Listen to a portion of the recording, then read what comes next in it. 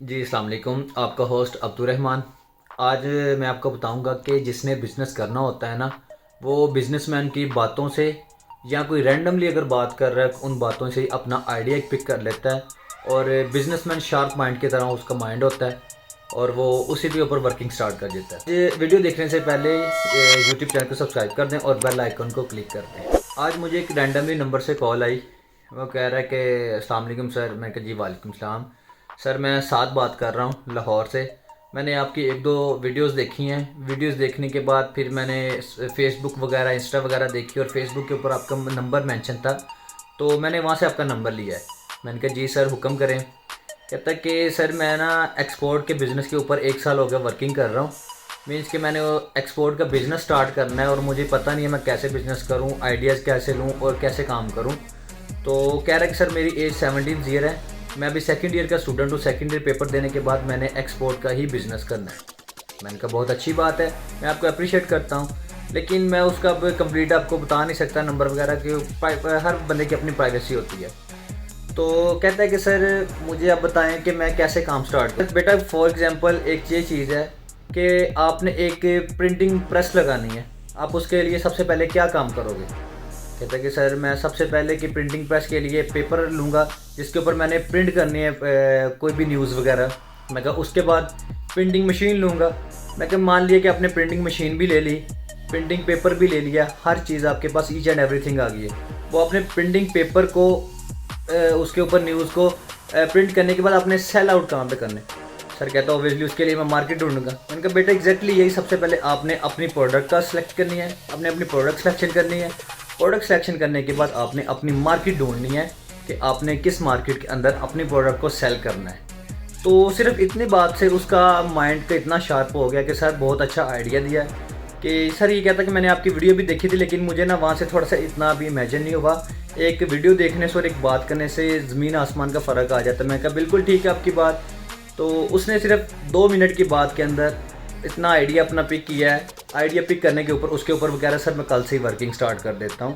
कहता है कि सर मैंने अपनी प्रोडक्ट भी सिलेक्ट की हुई है, सिर्फ मुझे यही टेंशन थी मैं इसे सेल आउट कहाँ पे करूँ। कहता है कि सर आपने मेरी आधी से ज़्यादा परेशानी दूर कर दी। सो काइंडली मैं आपसे यही रिक्वेस्ट करूँगा कि आप अपनी प्रोडक्ट वगैरह चूज़ करें। चूज़ करने के बाद मार्केट सेलेक्ट करें। मार्केट सेलेक्ट करने के बाद आप अपनी प्रोडक्ट को सेल करें। सेल करना कोई इतनी मुश्किल नहीं है। हर बंदा देखे कि अगर पाकिस्तान में देख लें, पाकिस्तान में भी मार्केटिंग जो कर रहे हैं, तो आप उनसे भी पूछ सकते हैं कि आप अपनी प्रोडक्ट को कैसे सेल करते हैं। तो आप देख सकते हैं कि मार्केटिंग करना कोई इतनी मुश्किल बात नहीं है। आप अगर लोकल मार्केट से ही बिज़नेस स्टार्ट करना चाह रहे हैं तो आप लोकल मार्केट में भी कर सकते हैं। लेकिन मैंने इसके ऊपर ऑलरेडी पहले डिटेल में वीडियो बनाई हुई है कि लोकल मार्केट के अंदर आपको अच्छी खासी एक हार्ड अमाउंट चाहिए, इन्वेस्टमेंट चाहिए, जो आप इन्वेस्ट करेंगे देन आप अपना बिज़नेस कर सकते हैं।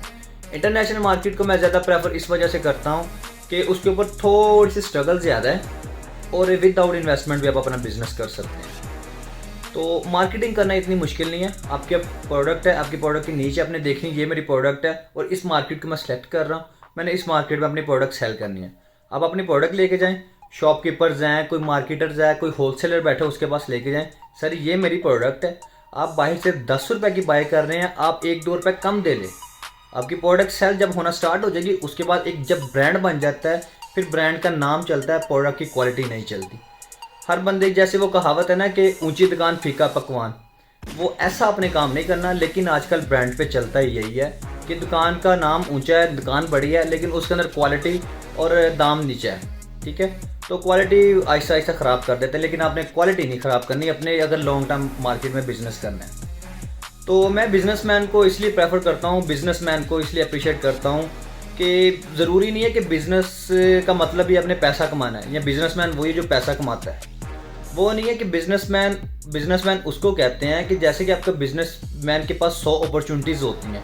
इवन के जॉब कीपर जो जॉब कर रहा है, जॉब होल्डर है, उसके पास इतनी अपॉर्चुनिटीज़ नहीं होती।